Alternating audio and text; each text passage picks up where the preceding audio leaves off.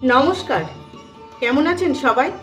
সঞ্চিতা রান্নাঘরে আরেকটি দারুণ স্বাদের রেসিপিতে সকলকে স্বাগত জানাই। আজকে দেখাবো নোনতা পাটিসাপটা। প্রথমে আমি একটা বাটিতে 1 কাপ সুজি অল্প একটু জল দিয়ে আমি ভিজিয়ে রেখে দেব আধ ঘন্টা। এবার একটা মশলা করে নেব, সেই জন্য নিয়ে নিলাম মিক্সিং জার। এতে দিয়ে দিচ্ছি কাঁচা লঙ্কা, ঝালটা যার যার ইচ্ছে মতন, আর দিচ্ছি অল্প একটু আদা। এটাকে আমি একটু বেটে নেব। এবার একটা প্রেসার কুকার নিয়ে নিলাম। এই প্রেসার কুকারে দিয়ে দিচ্ছি একটা আধখানা ছোট বাঁধাকপির আধখানা, দিচ্ছি একটা আলু, দিয়ে দিচ্ছি খানিকটা বিনস, দিয়ে দিচ্ছি খানিকটা গাজর, একটা মতন গাজর। এবার দিয়ে দিচ্ছি অল্প একটু মটরশুঁটি। এবার খুব সামান্য একটু জল দিয়ে প্রেসারের ঢাকনাটা আটকে আমি একটা মাত্র সিটি মেরে নেব, নিয়ে 1 মিনিট মতন রেখেই খুলে ফেলবো। এবার এই ভেজানো সুজিটার মধ্যে দিয়ে দেবো 1 কাপ ময়দা, দিচ্ছি অল্প একটু লঙ্কার গুঁড়ো, সামান্য জিরের গুঁড়ো, সামান্য একটু ধনের গুঁড়ো, দিচ্ছি লবণ, আর দিয়ে দেবো অল্প একটু চিনি দিয়ে খুব ভালো করে মিশিয়ে নেব। মিশিয়ে রেখে দেবো কম করে 10 মিনিট। এবার এইদিকে যে সবজিটা আমি সেদ্ধ করলাম, এই সবজিটা আমি খুব ভালো করে চটকে নেব। এবার একটা পুর তৈরি করব, সেই জন্য গ্যাস জ্বালিয়ে বসিয়ে দিচ্ছি কড়াই। তেল ভালো মতন গরম হয়ে গেছে। এবার তেলে অল্প একটু লবণ ছিটিয়ে একটা পেঁয়াজটা অল্প একটু ভেজে নেব। পেঁয়াজ অল্প ভাজা হয়ে গেছে। এবার দিয়ে দিচ্ছি আদা আর কাঁচা লঙ্কা বাটাটা। আমি একটু গ্রাইন্ডারে ঘুরিয়ে নিয়েছি। আদা কাঁচা লঙ্কাটাও আর একটু ভেজে নেব। আদা কাঁচা লঙ্কাটা ভাজা হয়ে গেছে। এবার দিয়ে দিচ্ছি আধখানা ক্যাপসিকামটা আর একটু ভেজে নেব। ক্যাপসিকামটা ভাজা হয়ে গেছে। এবার দিয়ে দিচ্ছি অল্প একটু ধনের গুঁড়ো, এটা জিরের গুঁড়ো, অল্প চিনি, অল্প লবণ, স্বাদ মতো লবণ, খুব অল্প লঙ্কার গুঁড়ো। এটা যেহেতু পিঠে, এটা খুব বেশি ঝাল কিন্তু ভালো লাগবে না। কিছু অল্প গরম মশলা, কিছু অল্প হলুদ দিয়ে একটু কম আঁচে নেড়ে নেব। মশলাটা কম আঁচে একটু ভাজা ভাজা করে নিয়েছি।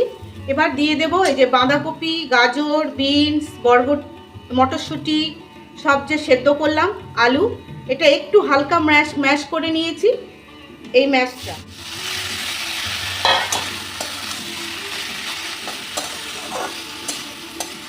নাড়তে নাড়তে প্রায় শুকিয়ে এসছে। এবার এর মধ্যে দিয়ে দিচ্ছি কিছু ভাজা চিনেবাদামের গুঁড়ো দিয়ে আর একটু নেড়ে নেব। আর দিয়ে দেবো অল্প চাট মশলা সামান্য, দিয়ে আর একটু শুকিয়ে নেব। খুব ভালো করে ভাজা ভাজা হয়ে গেছে। এই যে কড়াই থেকে ছেড়ে আসছে। এবার পুরটা আমি নামিয়ে দেব। এদিকে এই গোলাটা খুব ভালো করে ভিজে গেছে, কিন্তু অনেক শক্ত হয়ে গেছে।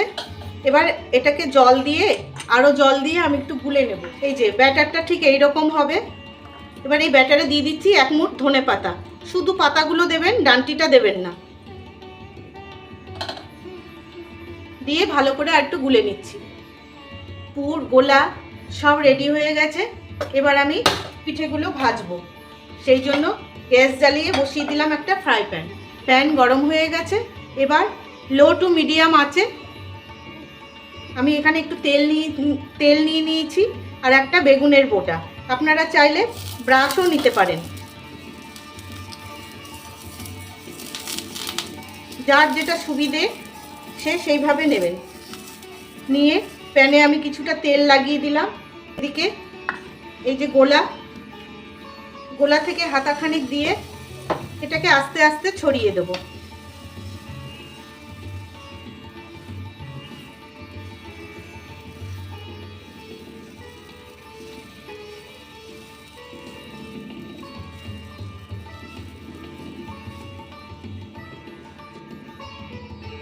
এবার কিছুটা শুকিয়ে আসলে মাঝখান থেকে এইভাবে পুর দিয়ে দেব। এবার আস্তে আস্তে পাটিসাপটার মতন এটাকে উল্টে নেব।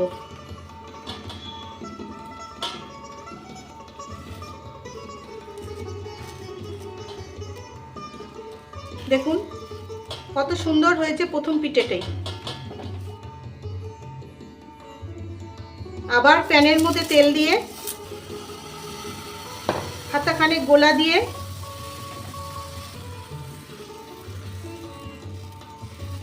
একটু শুকিয়ে আসা অবধি অপেক্ষা করব। এবার মাঝখানে পুর দিয়ে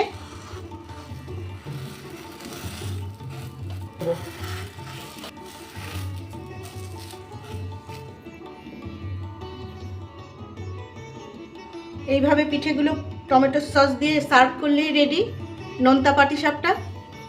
কেমন লাগলো আপনাদের জানাবেন কিন্তু।